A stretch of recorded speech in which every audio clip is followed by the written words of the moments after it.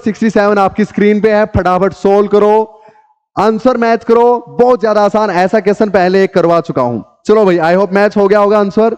चलो क्या बोलता है, एक ऑटोमोबाइल यानी एक गाड़ी है, 40 किलोमीटर पर आवर की स्पीड से चल रही है भाई, 40 किलोमीटर पर आवर की स्पीड से चल रही है, और वो 40 मीटर, अगर ब्रेक्स लगाए जाएं तो एक्सेलरेशन कुछ ऐसी होगी कि 40 मीटर चल के वो रुक जाएगा भैया। वेलोसिटी कितनी हो जाएगी? 0। अच्छा, अगर इसी ऑटोमोबाइल को अगर ब्रेक लगाएं, लेकिन उससे पहले इसकी स्पीड अगर डबल कर दूं, पहले से 80 किलोमीटर पर आवर से चलाऊं और वही ब्रेक्स लगाऊं, तो वो उतनी ही एक्सेलरेशन प्रोड्यूस करेंगे, डिसेलरेशन प्रोड्यूस करेंगे। हाँ, स्पीड हर सेकंड में उतनी ही कम करेंगे जितनी पहले कर रहे थे भाई। तो अब बोल रहा है कि कहां जाके ये रुकेगी भैया, यानी ये डिस्टेंस पहले 40 मीटर थी, अब कितनी पे जाके रुकेगा बताओ सर। इसमें एक्सेलरेशन कांस्टेंट है, हमें पता है v square minus u square is equal to 2as होता है। हाँ, v स्क्वायर यानी रुकना है इसने, तो v तो दोनों केसेस में 0 0, इसका तो फंडा खत्म है सर।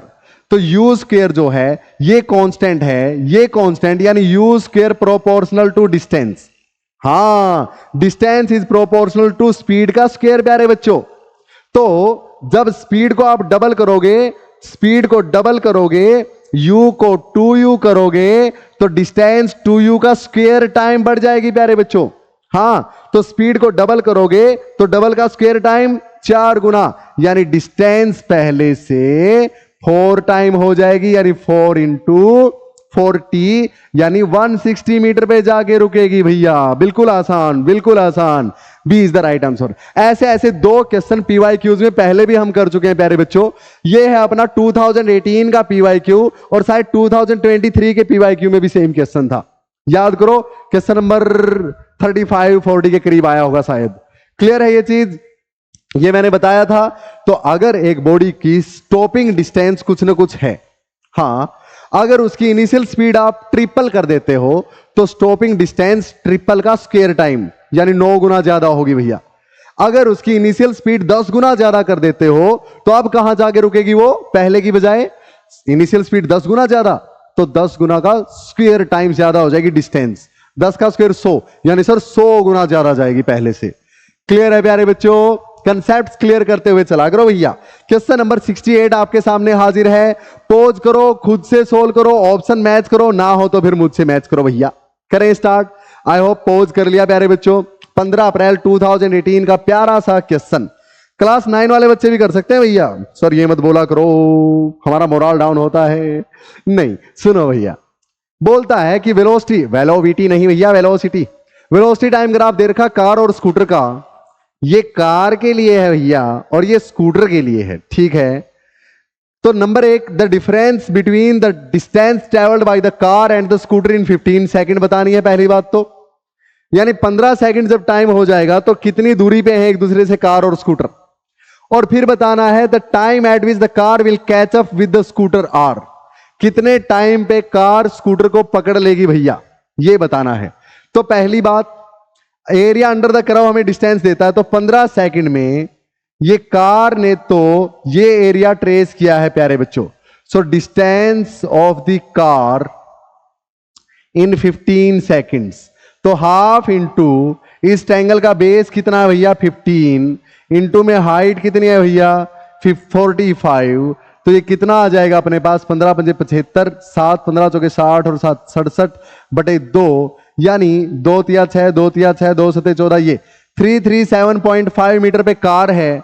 और डिस्टेंस ऑफ स्कूटर देख लो भैया, स्कूटर कहां है इस टाइम पे, स्कूटर चल चुका है, स्कूटर ये है, स्कूटर की यहां पे है, तो area under the curve for scooter कौन सा है, ये है स्कूटर की लाइन। तो 15 सेकंड में स्कूटर यहां, ये एरिया है भैया।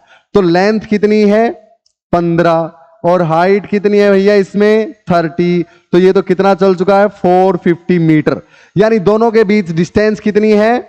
सो डिस्टेंस बिटवीन बोथ, दोनों के बीच कितनी है भैया डिस्टेंस, यानी कार कितनी आगे, नहीं स्कूटर के कौन आगे है, स्कूटर कितना 450 माइनस में 337.5 और ये हो जाएगा 112.5 मीटर प्यारे बच्चों।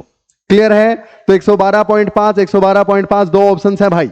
अब कितने टाइम में कार कैच कर लेगी स्कूटर को, कितने टाइम पे कार स्कूटर को कैच कर लेगी, ये अपने को बताना है प्यारे बच्चों। देखो भाई 15 सेकंड पे जब हैं दोनों तो क्या कैच कर पाई ना सर, इतना और चलना है, अभी इतनी दूरी और है दोनों के बीच। अच्छा तो जब इतनी दूरी है दोनों के बीच तो इतनी दूरी तो इस पॉइंट पे है कार और इस पॉइंट पे है स्कूटर। तो स्कूटर अब इस दूरी के बाद चलेगा लगातार 30 की स्पीड से, कार चलेगी अब लगातार 45 की स्पीड से। स्पीड सेम रहती है, अब चेंज नहीं होती कार की।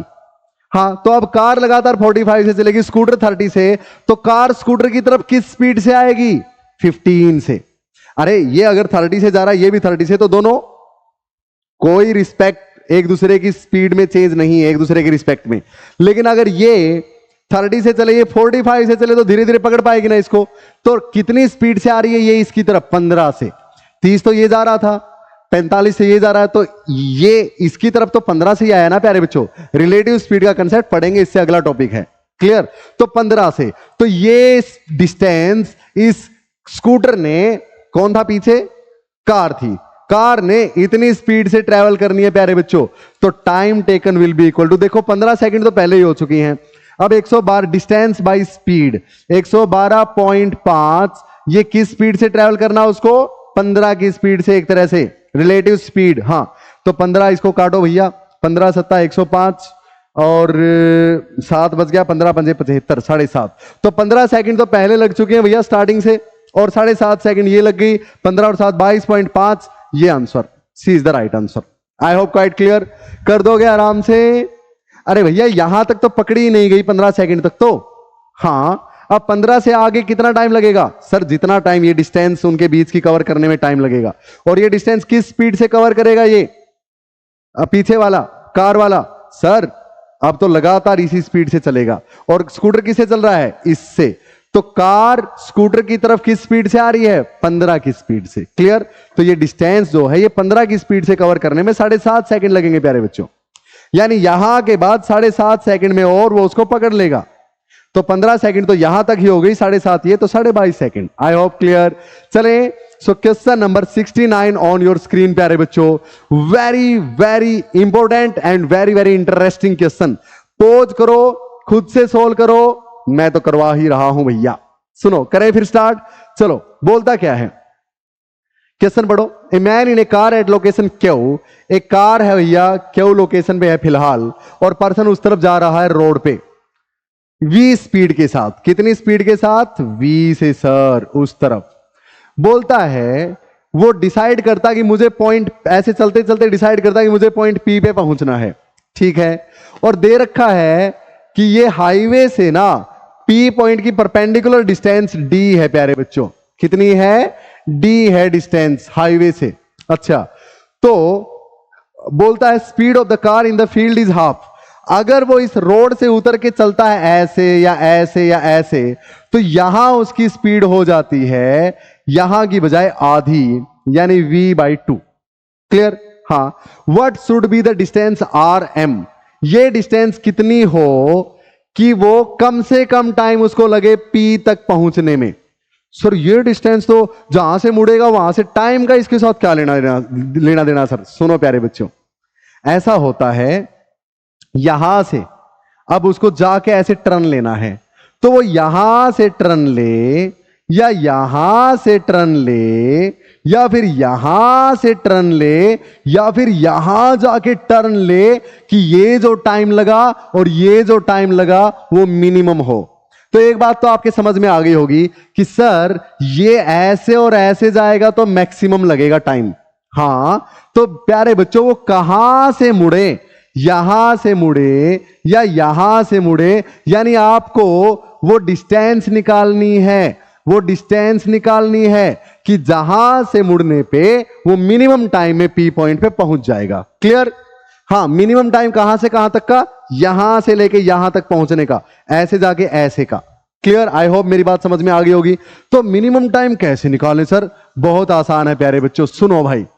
तो टोटल टाइम जो उसको लगेगा पहुंचने में, मान लेते हैं R से मुड़ने पे आर से ऐसे मुड़ने पे मिनिमम टाइम लगता, मान लेते हैं। वो आर यहां भी हो सकता है प्यारे बच्चों, यहां भी मोड़ कहीं से भी हो सकता है, हम मान लेते हैं कि यहां पे ले लिया, ठीक है। अब अपने को क्या निकालना है, ये आर एम कितना हो कि मिनिमम टाइम उसको लगे पहुंचने में।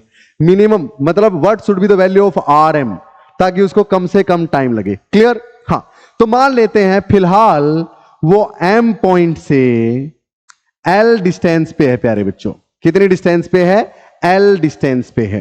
क्लियर है? Okay sir. और ये जो आर पॉइंट है जहां से उसने मुड़ना है फील्ड में चलने के लिए, वो एक्स डिस्टेंस पे है प्यारे बच्चों। कितनी पे है? एक्स पे मान लेते हैं सर। तो यानी उसको बिल्कुल सीधा अभी तो v स्पीड से कितनी डिस्टेंस के लिए चलना है? L minus x, L minus x. Clear है मेरी बात? हाँ, तो टाइम जो लगेगा वो लगेगा time to move from Q to R, Q to R पहुंचने के लिए टाइम लगेगा, प्लस में टाइम जो लगेगा वो आर से पी लगेगा प्यारे बच्चों, आर से पी लगेगा। क्या मेरी बात क्लियर है इतनी? आई होप क्वाइट क्लियर। तो जो टोटल टाइम लगेगा भाई क्यू से आर, वो कितना है? Distance by speed. ये कितना है? L minus X, distance L minus X भाई में स्पीड उसकी यहां पे कितनी थी? V. I hope quite clear, ठीक है। प्लस में ये टाइम कितना लगेगा? देखो प्यारे बच्चों, ये d है अपने पास, ये x है, तो ये बच गया under root X square plus में डी स्क्वायर। आई होप ये तो क्वाइट क्लियर है सबको, सिंपल है। I hope everything is going good. हाँ, तो चलो भाई, अब तो यहां से यहां टाइम कितना लगेगा sir? Distance under root X square plus में डी स्क्वायर और बाय में स्पीड सर। अब यहां पे तो स्पीड प्यारे बच्चों आधी हो जाती, फील्ड में उसने बोला है स्पीड हाफ हो जाती है, यानी v बाई टू को ऊपर ले जाऊं। क्लियर है मेरी बात? आई होप क्वाइट क्लियर। अब ये टाइम मिनिमम कब होगा इस डिस्टेंस के रिस्पेक्ट में? जब आप क्या कर दोगे, देखो t विल बी मिनिमम, ये आपको मैथमेटिकल टूल्स ऑफ फिजिक्स में बेसिक्स में सिखाया जाता है प्यारे बच्चों। t will be minimum when differentiation of t with respect to x is equal to 0 प्यारे बच्चों। हाँ, इसका डिफरेंशिएशन x के रिस्पेक्ट में जब 0 पुट कर दोगे तब मिनिमम टाइम लगेगा, क्योंकि change in t with distance should be equal to 0। ये जब मिनिमम होगा तो टाइम मिनिमम लगेगा ना, ये मिनिमम मतलब 0। क्लियर? अब कर दो इसका डिफरेंशिएशन x के रिस्पेक्ट में प्यारे बच्चों। तो देखो भैया, d by D X of t कर दो, ठीक है। हाँ, तो L minus X by V, V constant था, हाँ, L भी एक कॉन्स्टेंट है बिल्कुल, तो माइनस एक्स का डेरिवेटिव x के रिस्पेक्ट में -1 हो जाएगा प्यारे बच्चों। समझ में आई मेरी बात? अरे क्लियर है ऐसा? फिर से लिख देता हूं, सुनो। L minus X by V का डेरिवेटिव, तो आपके पास L बाई वी उसका 0, माइनस में x बाई वी, तो माइनस का क्या बच जाएगा? 1 बाई वी बच जाएगा। क्लियर है? अरे फिर से बताता हूं यार, कुछ बच्चों को दिक्कत हो सकती है, यहां लिख के दिखा दूं। देखो, आपको डिफरेंशिएशन करना है x के रिस्पेक्ट में किसका? L minus X by V का, तो L बाई वी माइनस में x बाई वी लिख दूं। हाँ, L बाई वी का डिफरेंशिएशन, ये तो कांस्टेंट है, इसका तो 0 होता है सर। अच्छा 0 माइनस में x बाई वी का 1 बाई वी, तो ऐसे का ऐसा कांस्टेंट है, और x का 1, तो -1 बाई वी आ गया। क्लियर है मेरी बात? आई होप अब तो क्लियर होगा। चलो भैया, तो बिल्कुल डीप तक जाना अपने को, तो -1 बाई वी प्लस ऐसे का ऐसा प्लस ऐसे का ऐसा प्यारे बच्चों। अब ये कैसे करोगे भैया, इसको कैसे सोल्व करोगे? 2 बाई वी तो कांस्टेंट है, बाहर रख लो, ठीक है सर। अब x square plus D square की पावर 1/2 लिख लो, लिख लो, लो यही लिख देते हैं। ये क्या है अपने पास? X square plus D square की पावर 1/2, तो पावर आगे आ जाएगी 1/2, और इसकी पावर पहले से एक कम हो जाएगी, यानी x square plus D square की पावर पहले से एक कम, 1/2 -1 -1/2, और इनटू में इसका डिफरेंशिएशन, डी स्क्वायर का 0, एक्स स्क्वायर का 2x हो जाएगा। समझ में आई बात? आई होप क्वाइट क्लियर हो गया प्यारे बच्चों मामला? क्लियर? हाँ भाई, अब सुनो, तो ये किसके बराबर पुट करना है? 0 के बराबर पुट करना है, तो 2 से 2 कैंसल और इसको 0 के बराबर पुट कर देंगे। सुनो भाई, ये 1/v उस तरफ ले जाऊं, ठीक है, 2x ऐसे का ऐसा, 2x ऐसे का ऐसा प्यारे बच्चों, ठीक है सर। 2x ऐसे का ऐसा, x square plus D square की पावर -1/2 है, नीचे जाके x square plus D square की पावर कितनी हो जाएगी? 1/2 हो जाएगी। लिख सकता हूं ऐसे? बिल्कुल लिख सकते हो। अच्छा, ये v है तो ये v इसके मल्टीप्लाई में ऐसे का ऐसा लिख लो, इज इक्वल टू ये 1/v उस तरफ चला जाएगा और v से v कैंसिल हो जाएगा प्यारे बच्चों, हो जाएगा। तो इसको अब मैं उस तरफ ले जाऊं तो यहां से अपने पास बचता है 2x is equal to x square plus D square की power 1/2, x square plus D square का अंडर रूट यानी कि, क्लियर?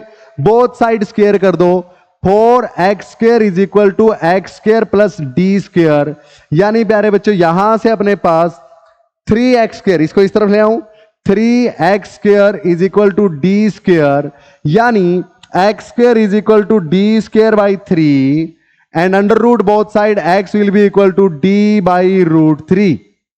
क्लियर है प्यारे बच्चों? यानी d बाई रूट 3 के बराबर जब यहां से डिस्टेंस रहेगी तब अपने पास मिनिमम टाइम में पहुंच पाएगा। तो d by root 3 A is the right option. I hope clear होगा प्यारे बच्चों।